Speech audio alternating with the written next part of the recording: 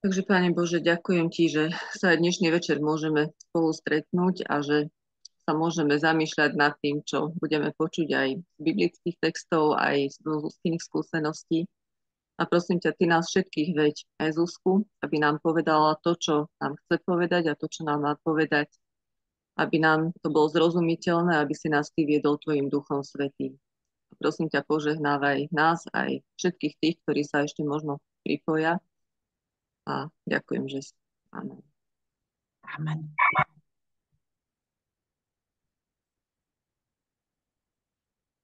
Takže ja skúsim zdieľať prezentáciu a uvidíme, ako to pôjde tento raz.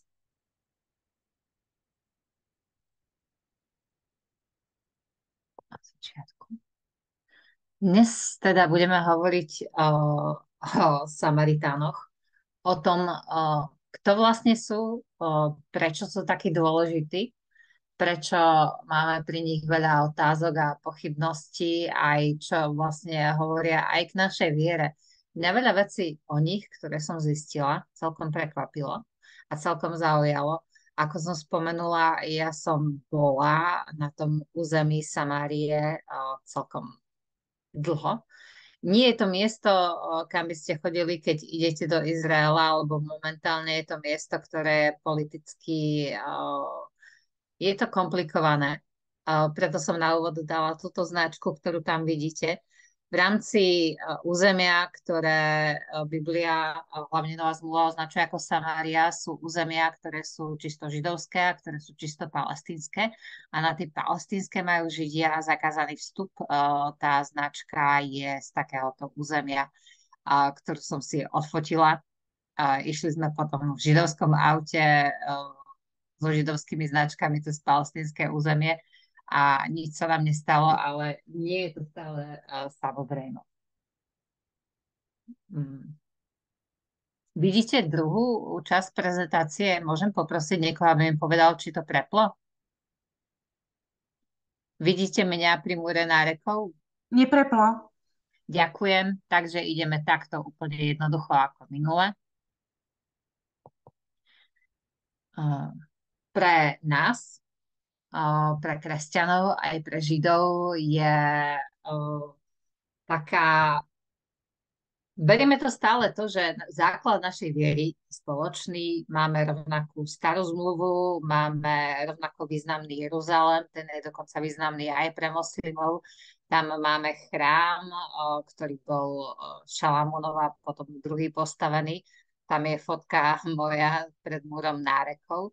Pre nás, opakujem to, aby sme mali prehľad, je podstatná Biblia, ktorá v starej zmluve máme všetci Tóru, čo znamená 5 kníh Mojžišových, potom máme spisy a prorokov. A na tom sa my, kresťania, aj Židia a v podstate v mnohom aj moslimovia zhodneme. Existujú však ľudia, pre ktorých je toto všetko doslova, že omyl, ktorí si myslia, že tie knihy nemali rozprávať o tom, čo rozprávajú. Ten chrám, ktorý stál, sa nemal postaviť v Jeruzaleme. A jednoducho, že tí ľudia, ktorí chceli žiť vo viere v jediného Boha, urobili tou cestou mnoho chýb. A oni sú práve tá skupina, ktorá si drží pravú vieru a pravý pohľad na to, ničím ostatným zbytočným, alebo môžeme povedať, že ľudským a nezaťažený. Voláme ich Samaritáni. Objavujú sa v Novej zmluve. My, keď hovoríme o Samaritánoch už ako kresťania, tak keď si dáte vyhľadať len slovo Samaritán, tak sa vám objavia nemocnice, charitatívne strediská, nejaké telefónne linky pre ľudí, ktorí potrebujú pomoc. Samaritán už pre nás, pre kresťanov, je synonymom človeka, ktorý chce pomáhať, ktorý sa stará, ktorý sa zaujíma. Ale v Novej zmluve tomu nebolo tak. Zvyčajne sa hovorí o nich nie veľmi priateľsky. Ľudia ich vnímali ako skupinu obyvateľov, na ktorých sa pozerali zhora a nie veľmi pekne a nemali väčšinou na nich dobrý názor, ale Ježiš to celé videl inak. A čo sa týka prístupu ku Samaritánom, dosť prekračoval hranice. Mm. Vidíte ďalšiu snímku? Najsvätejšia kniha Pentateuch? Áno, výborne. Dala som tam všetky tie názvy, ktoré sú dôležité, lebo budem asi používať jedno, druhé, tretie a skákať, aby ste vedeli, že stále hovoríme o tom istom Pentateuch, alebo podľa Židov Tóra, alebo úplne jednoducho a základne pre nás. Je to 5 kníh Mojžišových a v nich je napísaný taký verš, ktorý tam máte: v Izraeli už nepostal žiaden prorok podobný Mojžišovi, s ktorým by sa Hospodín stýkal tvárou v tvár. A preto pre Samaritánov je veľmi podstatné to, že ich Svätá kniha je naozaj len tých 5 kníh Mojžišových. Tie podľa ich viery napísal len Mojžiš a to, čo jednoducho Mojžiš povedal, je sväté a dôležité a podstatné a nič ostatné, žiadne tie knihy, ktoré prišli po Mojžišovi, teda tam máme Jozú a Sudcov a tie ďalšie knihy, už nie sú tak relevantné. Vieme, že Biblia celá nie je úplne jedna jediná kniha, ktorá sa niekde zachovala a kopírovala. Vieme, že aj v Novej zmluve, a o to viac v Starej zmluve, keď nachádzame tie biblické knihy na nejakých miestach, alebo nachádzame odpisy, alebo ich máme a študujeme, vieme, že tie odpisy a rôzne verzie sa nezhodujú. A vieme aj to, že tá Tóra Samaritánov, tých 5 kníh Mojžišových, nie je úplne rovnakých ako to, čo majú v Biblii Židia.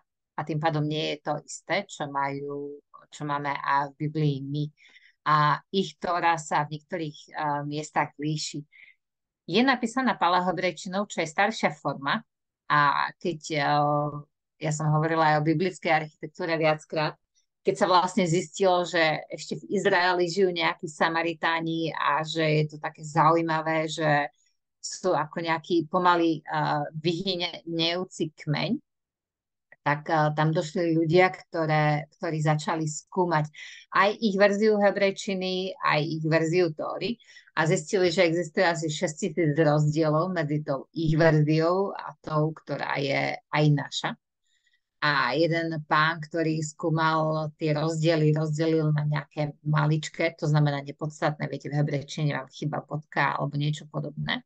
A potom tie ďalšie rozdiely nazval sektárske. Ja zatiaľ hovorím o Biblii, o knihách a o takých tých veciach, ktoré ešte možno, že nechápeme v kontexte, ale chcela som začať práve tým, že aj my, kresťania, sme stále vnímali Samaritánov ako nejakú sektu, ktorá si vzala 5 kníh Mojžišových, ktorá ju prepísala, ktorá ju jednoducho zmenila a my sa s nimi nestotožňujeme, lebo my sme kresťania a máme židovské korene, keďže aj Ježiš mal židovské korene a tak ďalej. Chcem povedať na začiatok to, že to nie je také jednoduché, ako sa to zdá, alebo ako to vyzerá. My sme si niekedy mysleli, že tá naša verzia 5 kníh Mojžišových bola napísaná skôr, ale zistili sme, že to nie je tak celkom pravda. Po druhej svetovej vojne sa našli, ako už určite viete, zvitky od mŕtvého mora. Tam sa našlo veľa zaujímavých kníh a ani nejde o to, že čo je napríklad v Izajašovi trošku iná ako nie, ale možno, že sme pochopili aj trocha viac to, že Biblia ako kniha nikdy nebola úplne jednotná, nikdy nebola podávaná úplne rovnako a nikdy nebola napísaná v podstate úplne presne. Čo je, myslím si, že pre mnohých kresťanov je to veľmi vážne také tvrdenie, lebo si myslia, že áno, viete, hovoríme, že všetky tie veci, ktoré máme v Biblii, každé jedno slovo a písmeno je pravdivé a verné, akurát, že potom prídeme na to, že ktoré písmeno je pravdivé, v ktorom vydaní a v ktorej verzii a zistíme, že to nie je také jednoduché, ako sme si my mysleli. A jednoducho tých textov Biblie existovalo podstatne viac. A my až teraz zistujeme, aké to bolo rozdielne. A súvisí to práve aj so Samaritánmi. Ukazovala som vám na mape na začiatku tento vrch, ktorý sa volá Gerizim. A to je asi taká najpodstatnejšia vec alebo taký najviditeľnejší rozdiel v tom, kde je v svätej krajine to sväté miesto pre Židov, tým pádom aj pre kresťanov, a kde je to sväté miesto pre Samaritánov. V 5. knihe Mojžišovej máte napísaný verš pred očami: keď ťa Hospodin tvoj Boh uvedie do krajiny, ktorú ideš zabrať, vyslal požehnanie na vrchu Gerizim a kliatbu na vrchu Ebal. A dnes je tam mesto Nablus, je to nedaleko tých miest, ktoré som vám ukazovala na mape. Naozaj tam je všetko dokopy. A keď pardon.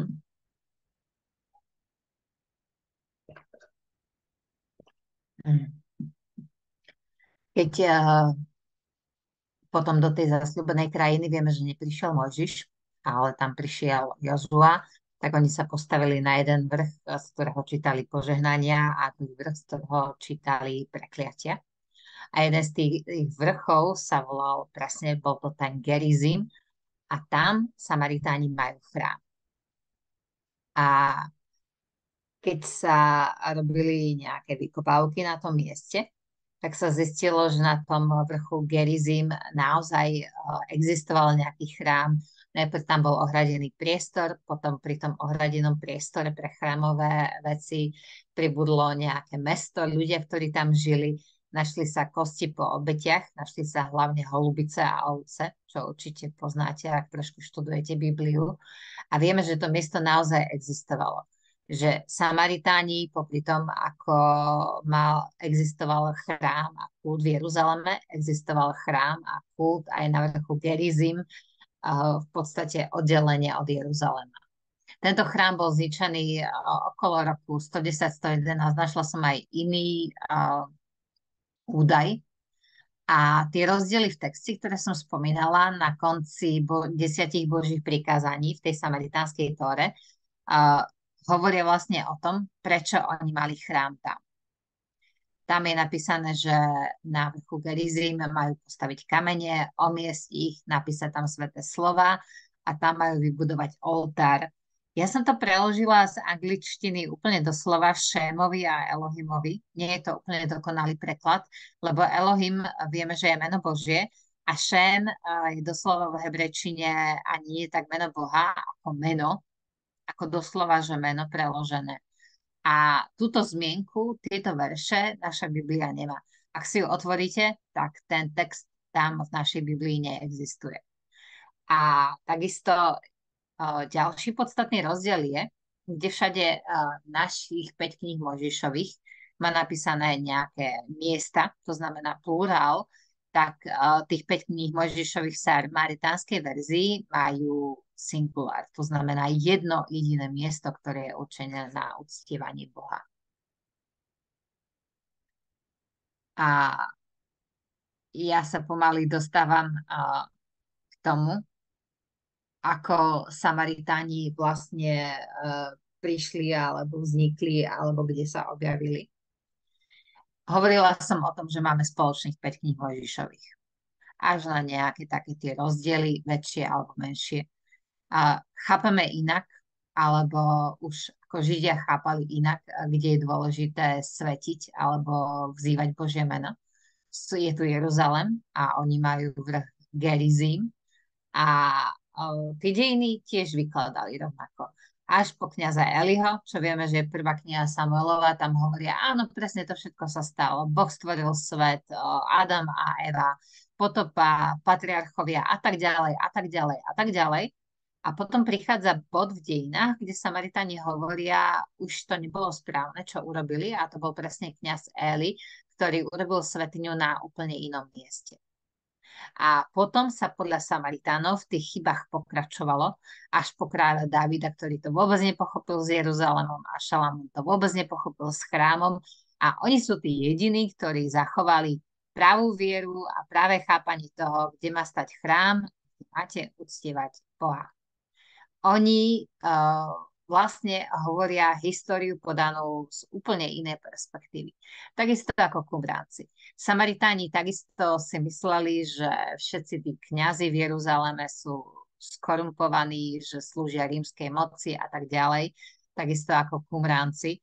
A my z Ježišových slov vieme, že asi takto aj bolo. A vlastne medzi Židmi a Samaritánmi stále existovali nezhody, kto je ten pravý Izrael. Mnohé veci, keď my hovoríme o dejinách, tak myslím, že nám unikajú. Keď si spomínate na patriarchov, ako tam dostal meno Izrael, bolo 12 kmeňov a tak ďalej, to všetko poznáme.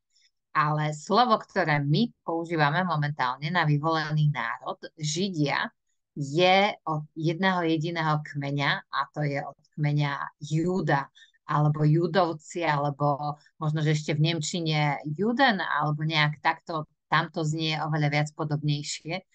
A už ich nevoláme ako, neberieme ich takýmto spôsobom ako celý Izrael. A ani oni sami seba nechápali ako celý Izrael, ale ako pokračovanie tých kmeňov, ktoré zostali verné Bohu. To sú Židia.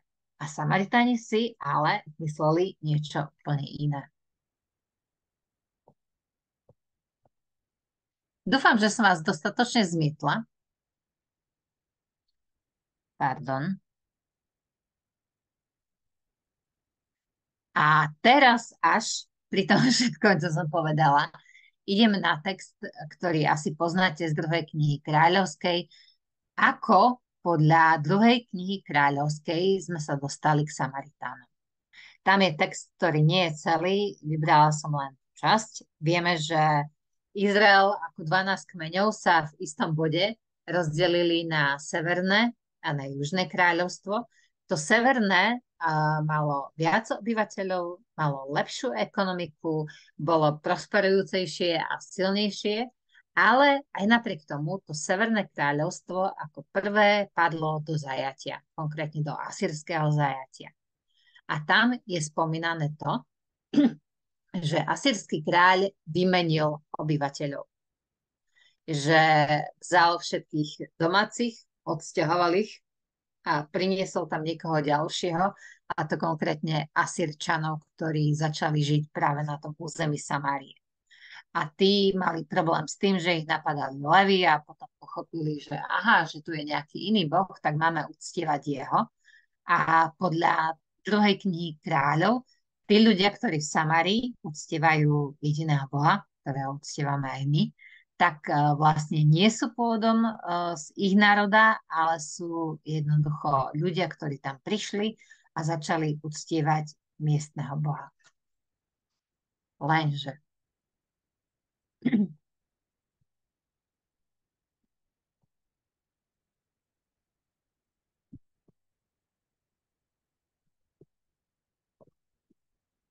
dúfam, že som vás veľmi nezamotala s históriou.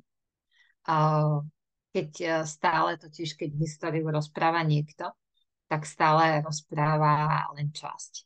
A ja chcem povedať hlavne to, že keď my hľadáme v Biblii historické fakty, môže sa nám stať, že tie historické fakty tam nenájdeme, alebo ich nájdeme a zistíme, že sú nepresné, že sú jednoducho nepresne povedané a nepresne zaznamenané, alebo že nie sú zaznamenané úplne, ale že je tam zaznamenaná len časť.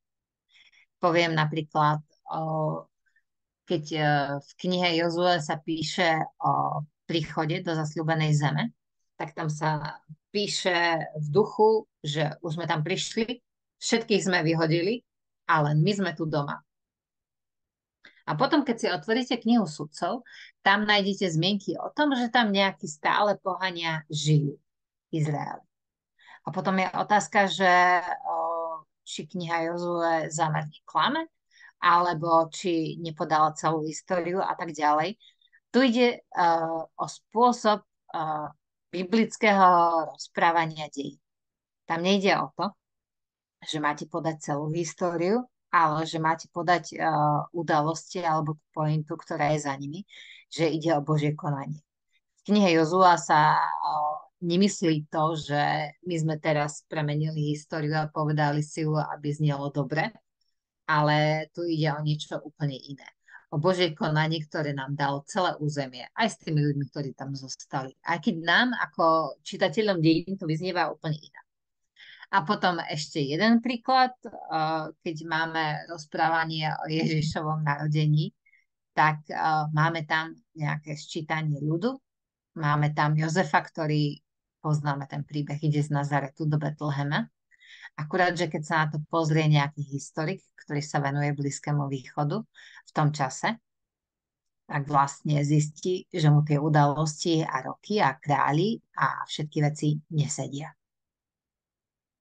Vieme, že napríklad o tom písal Lukáš, ktorý tam nežil, mohol niektoré veci pomýliť si, mohol ich nepresne zaznamenať a jednoducho mohol posunúť nejaké časové veci, lebo to nechápal, lebo tam jednoducho nežil. Toto sa stávalo v Biblii celkom často. Nie je to o tom, že Biblia ako kniha by niečo proste nejak zamotávala alebo upravovala a tak ďalej, ale buď tam ide o Božie konanie, o tie formy písania, ktoré my nechápeme, alebo my píšeme inak, alebo tam ide o chyby, ktoré sú chyby ľudské, ale to z Biblie nerobí menej Bibliu. A tí kresťania zvyčajne potom chcú silou, mocou nejaké tie biblické nepresnosti napasovať tak, aby boli presné, tak to je veľmi, veľmi krčovité a neprirodzené. A nemá to s pointou Biblie nič spoločné. A to presne sa stalo, keď sa hovorilo o Samaritáncoch. Tam sa píše o novej populácii, ktorí začali uctievať miestneho boha. Máme aj historika, ktorý ich nejak volá a ktorý proste nejak obhajuje svojich judejcov. Jozefus Flavius bol veľmi dôležitý, ale jednoducho práve samaritánsky Izraelci o tej svojej vlastnej histórii rozprávajú inak a to my nemáme v našej Biblii. To Severné kráľovstvo, ktoré vlastne padlo prvé do zajatia, neodišlo do zajatia celé, lebo nedokážete kompletne vyľudniť celú krajinu. Ale išli do zajatia tie vládnuce a tie dôležité a tie vplyvné vrstvy. Keď si napríklad nalistujete knihu Daniel, tak tam je napísané presne to, že tam išli len, nechcem povedať výraz, že elita, ale len istá časť tohto národa. A väčšina tohto národa tam na tom území Izraela zostala žiť ďalej. Nebolo to jednoduché pre nich, lebo presne im chýbali duchovní, ich vládcovia a tak ďalej, ale oni tam stále zostali žiť. A čím viac sa robí archeologických nálezov v Izraeli na tom území, tak jednoducho vidno, že tí ľudia tam žili nepretržite. Nebolo tam miesto, že my ich teraz vytrhneme, dáme do Asýrie a príde tu niekto úplne nový. To archeológovia vedia zistiť veľmi rýchlo. To znamená, že ľudia, ktorí zo Severného kráľovstva izraelského zostali žiť na tom území, stále mali vieru v Boha. Mali len 5 kníh Mojžišových a verili v Boha, uctievali ho na inom vrchu a jednoducho šli si duchovne podľa inej línie. To, čo my máme v druhej knihe kráľov, je rozprávanie histórie podané z pozície Južného kráľovstva alebo z pozície Judského kráľovstva. Tam patril Jeruzalém a patril aj Ježiš. A hlavné mesto Samária stále jednoducho fungovalo, síce s novými obyvateľmi, ale stále to pokračovanie Izraela tam bol.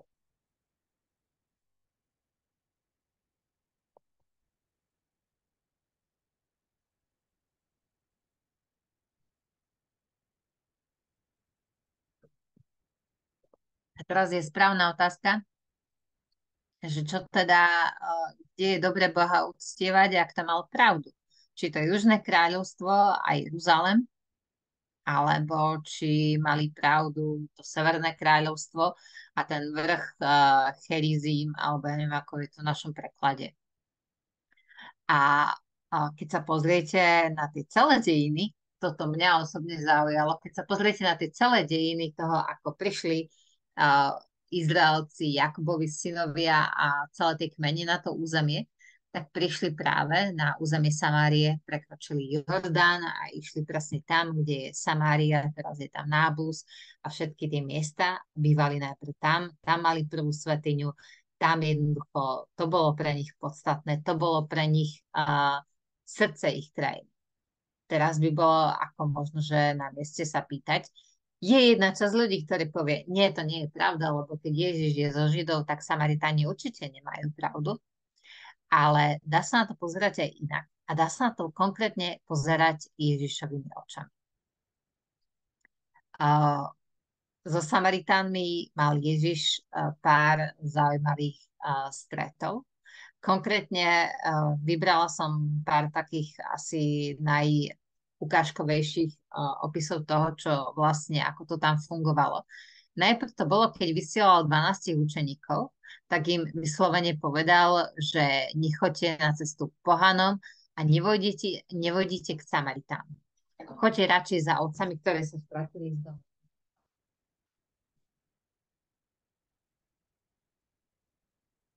Jednoducho, Ježiš hovorí, toto nie je čas pre pohanov, toto nie je čas pre Samaritánov, choďte za domácimi, ktorí vás budú počúvať, ktorí vám budú rozumieť.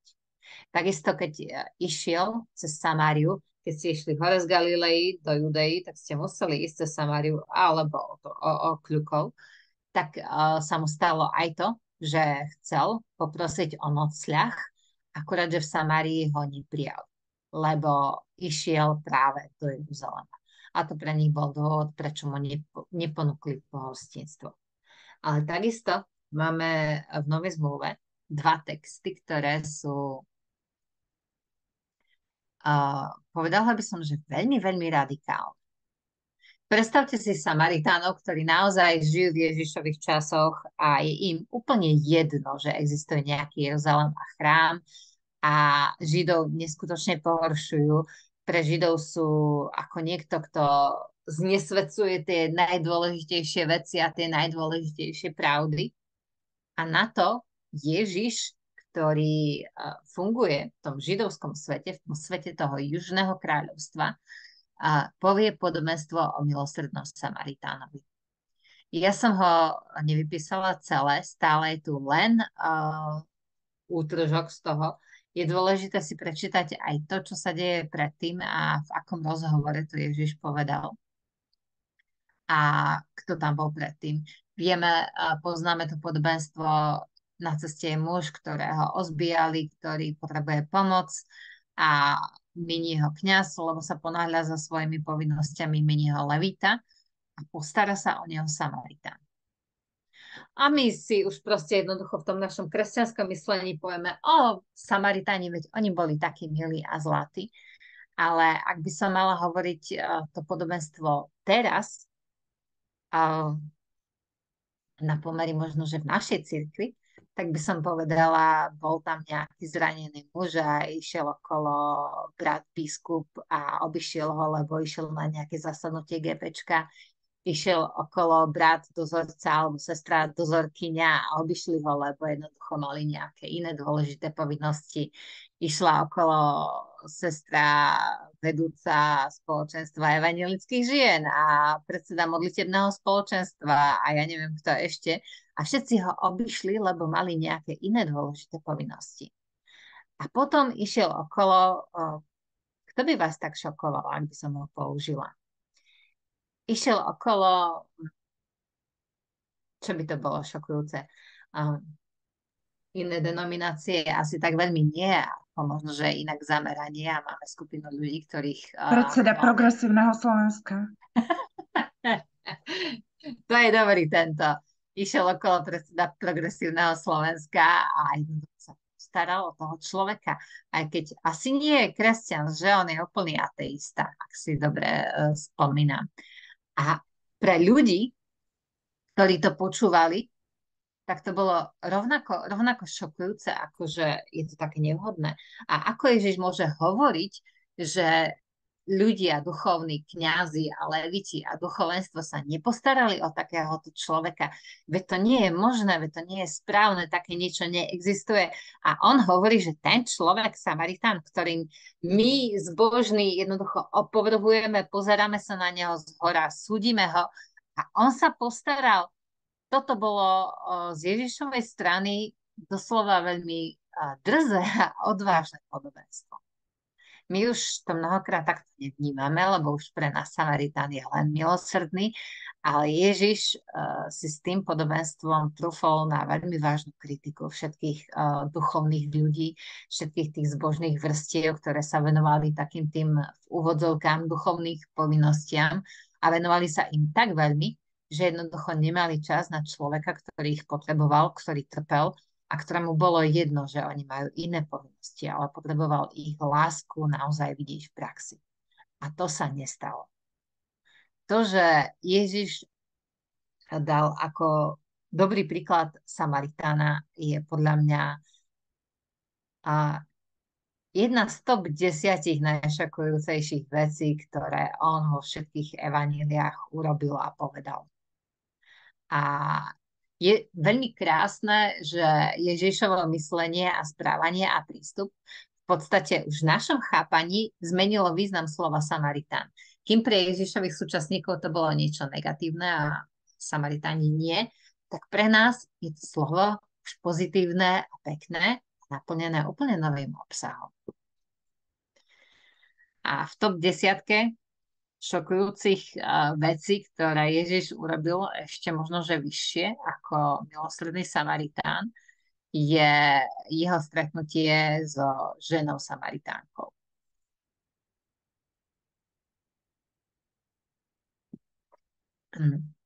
Inak, ak vidíte fotku, tak to som ja v Izraeli na jednom z kopcov a ukazujem presne na tie vrchy, o ktorých hovorím. Tam sme išli skoro ráno, mali sme krásny výhľad a vidíte tú krajinu a keď to vidíte naozaj pod sebou, tak máte prehľad, čo sa kde a ako dialo a je to veľmi, veľmi zaujímavé. A ďalšie veci, ktoré nedokážeme možno, že tak vnímať bytostne, lebo tam nežijeme a nepoznáme to, sú aj tie veci, ako je tam teplo. A ja som spomínala, že my sme tam boli počas to žatva. A nemáme na to výraz, keď sa zbiera sezóna. A oni to volajú harvest season. Zbierali sme ďatle, vstávali sme po tme, išli sme ešte po tme na hranice, k hraničnému pásmu a v podstate sme robili do obeda.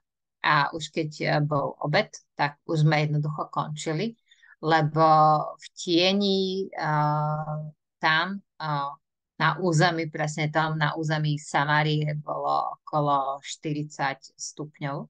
Keď sme sa išli pozrieť na obed, na jedno miesto, ktoré súvisí so židovskými tradíciami nedaleko, tak vtedy tie teploty tam naozaj išli hore až niekde ku 50, čo som zažila len párkrát v živote.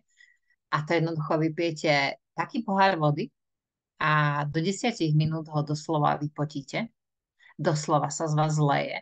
Jednoducho, neviem, či si to viete predstaviť, všetky tie miesta na tele, ktoré sa vám dotýkajú, nielen pod pazušia, ale kompletne vaše telo jednoducho sa pári a varí a už keď podceníte tú hydratáciu, alebo keď tej vody vypotíte tak, že už nemáte soľ a tie minerály, tak vám začne hlava pulzovať.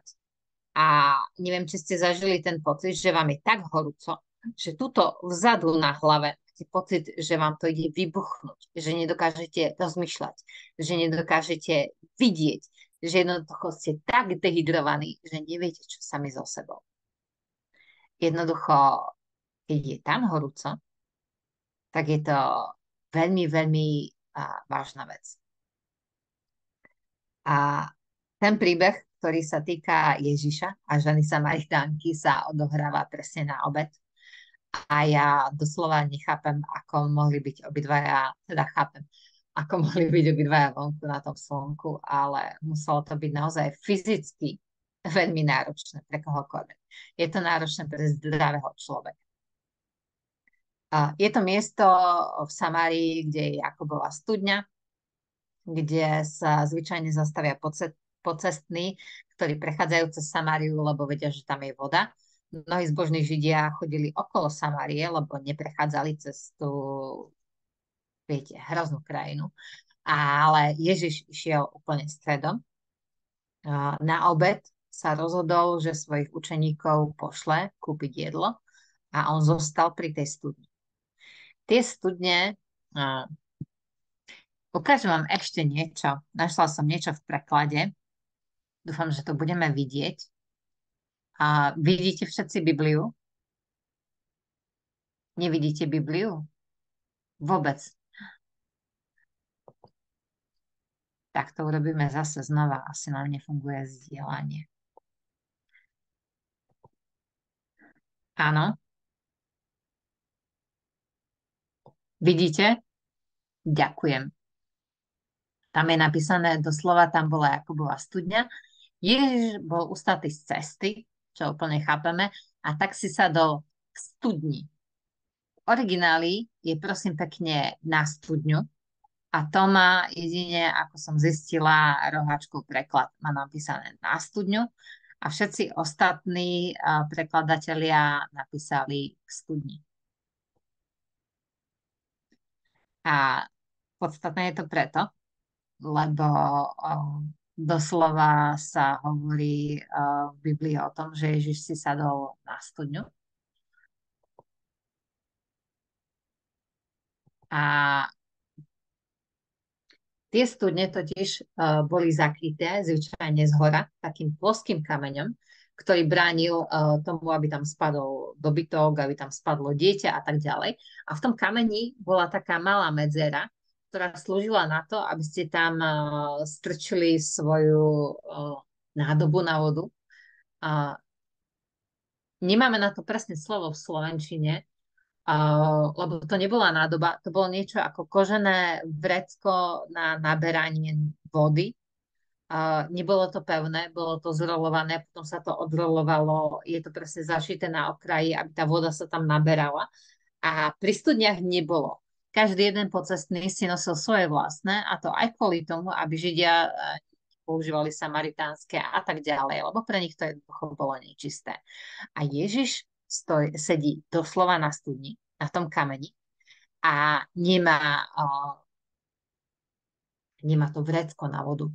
Je na horúčave, je na tom slnku a nemá si ako nabrať vodu. A tam prichádza žena Samaritánka.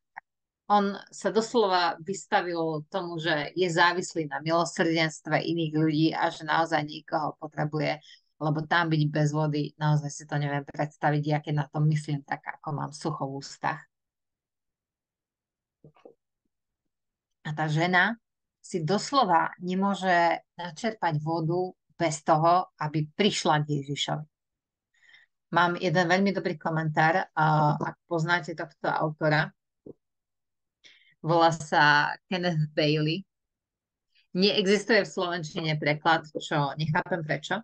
On píše komentár k Novej zmluve a on žil na Blízkom východe. Píše o mnohých veciach, ktoré poznám a o mnohých ďalších, ktoré som nezažila.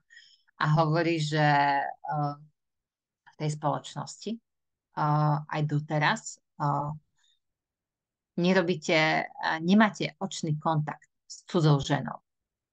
Nemáte očný kontakt s cudzou ženou na cudzom mieste a jednoducho nie ešte hovoriť s cudzou ženou na cudzom mieste, aké ste sám. Ak by bol Ježiš slušný Žid, ktorý by bol nútený teda užiť cez Samáriu a dostal by sa do takej situácie, ak by videl tú ženu prichádzať, on mal urobiť jednu vec, dvihnúť sa, odísť aspoň na 20 metrov od nej a nepozerať sa na ňu. Úplne ju odignorovať a potom jednoducho sa možno, že vrátiť na miesto a čakať ďalej na svojich učeníkov. A Ježiš to nerobí. On doslova sedí sám hore na studni a hovorí so ženou. On sa na ňu pozrie. on nadviaže nielenže očný kontakt, on s ňou nadviaže rozhovor. A ešte ďalšia vec, kto je táto žena? Čítala som aj výklady o tom, že to určite nebolo také zlé s tou ženou, že to nebola žena hriešnica a neviem čo a tak ďalej. Ale presne ten autor, ktorého som spomínala, hovorí pár vecí, že ženy, ktoré tam žili, chodili na vodu skoro ráno, lebo je to naozaj ako horúco. Ďalej, tie ženy, ktoré tam boli, tak nikde nechodili same, práve kvôli tej morálke a kvôli tomu, že jednoducho tak je to správne, tak je to počestné a tak ďalej. A tretí dôvod, prečo nechodili same tie ženy po vodu, lebo tú vodu nosili, no neviem, či to je dobrý príklad, ale nosili ju doslova, že na hlave. To boli ťažké nádoby, asi mali pekné držanie tela, ale na druhej strane tie nádoby si nie ste schopné dať sami hore na hlavu a potrebovali pritom pomôcť jedna druhej. To znamená, preto chodili viaceré pokope. A keď tam prišla tá žena, ktorá bola jedna sama, ktorá nemala spoločnosť žiadnej inej ženy, neprišla ráno, ale prišla na obed, tak je viac ako pravdepodobné, že s jej morálkou niečo nebolo v poriadku. A Ježiš to vedel určite aj bez toho. Ktokoľvek z tej krajiny, z tej oblasti, z tej kultúry by to vedel aj bez toho, aby sa vôbec na tú ženu pozrel. Keď je tam sama, keď je to na obed, tak to musí byť veľmi zlé. Samaritáni boli odstrkovaná komunita. A ona bola žena a ešte bola odstrkovaná alebo je nejak tak oddelená alebo nebraná hodnotne aj v rámci svojej vlastnej komunity. A s takouto ženou Ježiš nadviazal rozhovor. A možno, že podobný príklad by bol, predstavte si, tak už keď sme pri biskupoch, tak si predstavte biskupa, ktorý ide si dať kávu do nejakého striptizového klubu a hovorí o Bohu nejakej žene, ktorá pri ňom sedí len v nohavičkách a on sa jej pozerá len do očí a je k nej slušný alebo zdvorilý. Alebo predstavte si nejakého, ja neviem, dôležitého cirkevného predstaviteľa, ako si dáva obed s nejakou, ja neviem, obchodníčkou so zbraňami alebo so ženou, ktorá proste robí v pašovaní heroínu a vďaka nej zomierajú tisícky ľudí. Bolo to niečo jednoducho hrozne šokujúce. To, že sa s ňou Ježiš rozprával, úplne nabúralo všetky pravidlá morálky, slušnosti, zbožnosti, čohokoľvek, čo kto tam považoval za dôležité a podstatné. A nielen Židia, ale aj Samaritáni. Ježiš sa rozprával so ženou. Ak si čítate pramene historické odtiaľ, napríklad v Mišne je napísané, že ženy sú zlé stvorenia a že keď sa človek rozpráva aj s nimi, keď sa muž rozpráva dokonca príliš dlho aj s vlastnou ženou, tak jednoducho to spôsobuje, že neštuduje zákon a neštuduje Božie slovo a že je to veľmi, veľmi zlé a muž sa jednoducho nemá čo rozprávať so ženou, lebo je to škodlivé. A nejakú poznámku som našla aj k tomu, že zbožní rabini, zbožní učitelia, Ježiš bol tiež braný ako rabi, tak sa ani so svojou vlastnou ženou nerozprávali na verejnosti, lebo to považovali za niečo dosť nevhodné.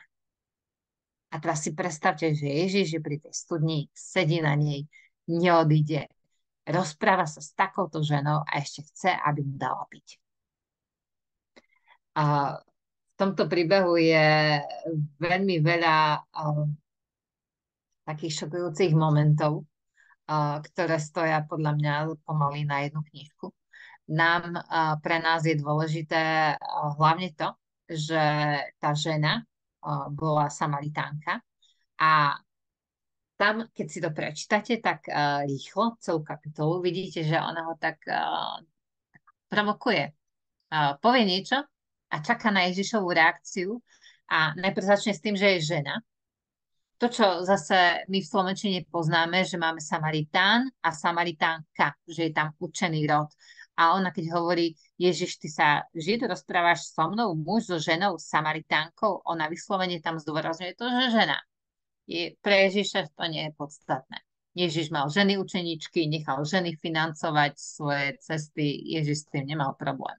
Druhú vec, ktorú ho ona chcela nejakým spôsobom vyprovokovať, je presne tá náboženská otázka, že je tu Gerizim alebo Jeruzalem, kto je pre teba dôležitý a kto je pre nás dôležitý a kto má právo na niečo.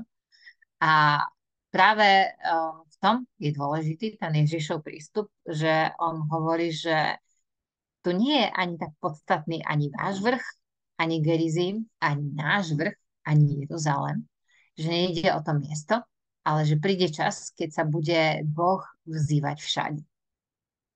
To bola neskutočne nová, nie že revolučná myšlienka, ale niečo, čo nečakali.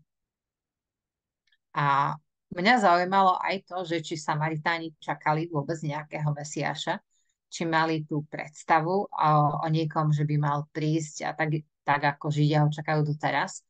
A oni ho nečakajú, ale podľa práve zo slov z 5 kníh Mojžišových čakali nejakého významného proroka. A tá žena mala pocit, že on je ten prorok.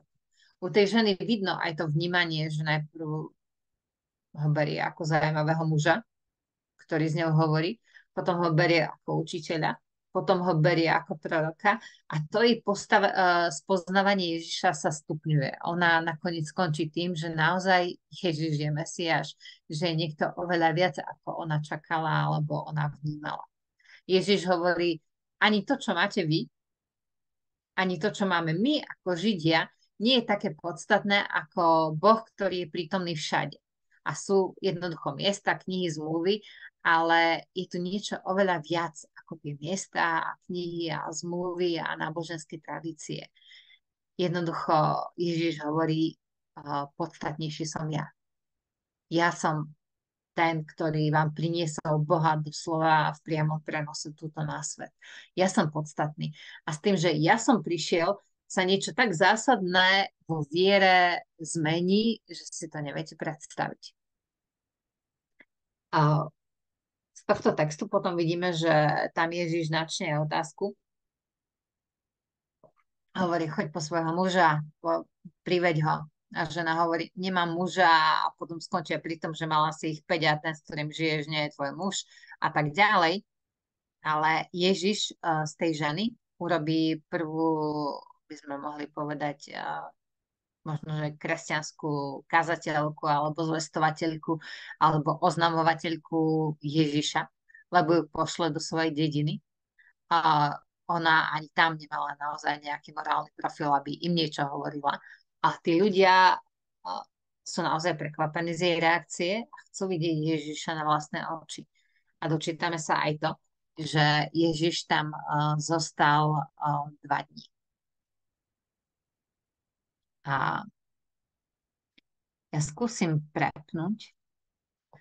Neviem, či funguje to zdieľanie. Povedzte mi, čo vidíte? Alebo vidíte ľudí pri stole? Výborne, že to funguje. Ďakujem veľmi pekne. A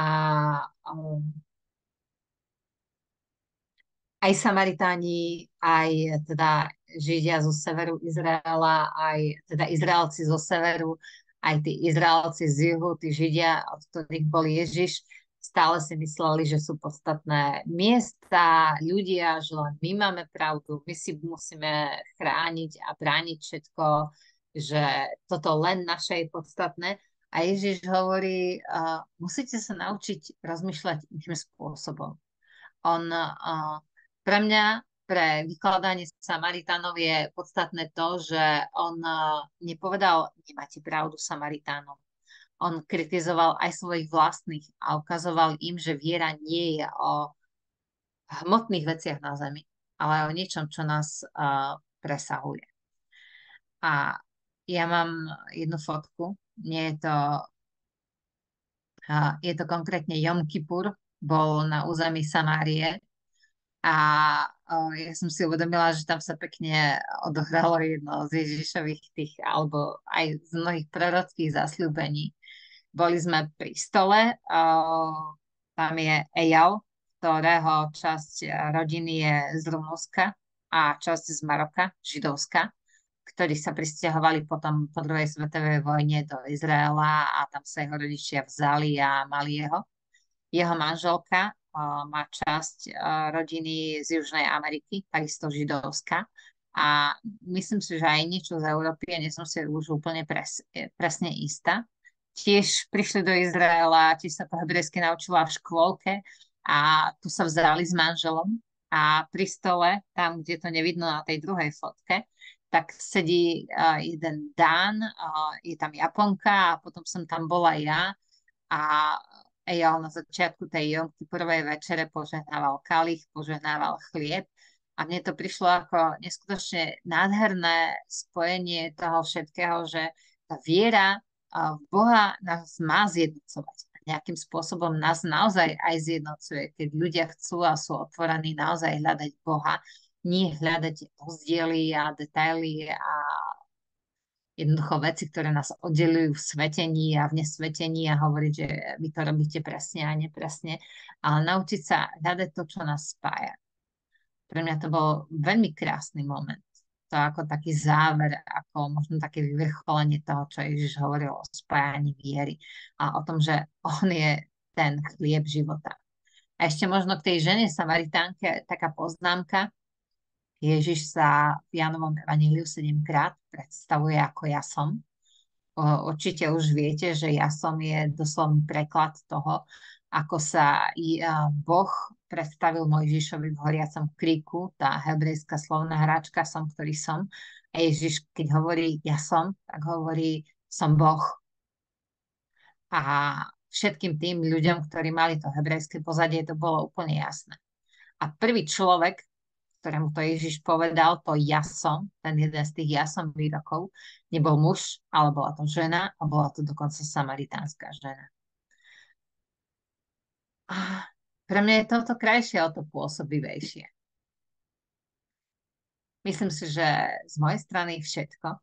Prešla som trošku históriou, možno aj veľmi rýchlo, preto ešte máme čas na otázky, tak sa kľudne spýtajte alebo na nejaké veci, ktoré som nepovedala úplne jasne. A ja stopnem zdieľanie. A nech sa páči.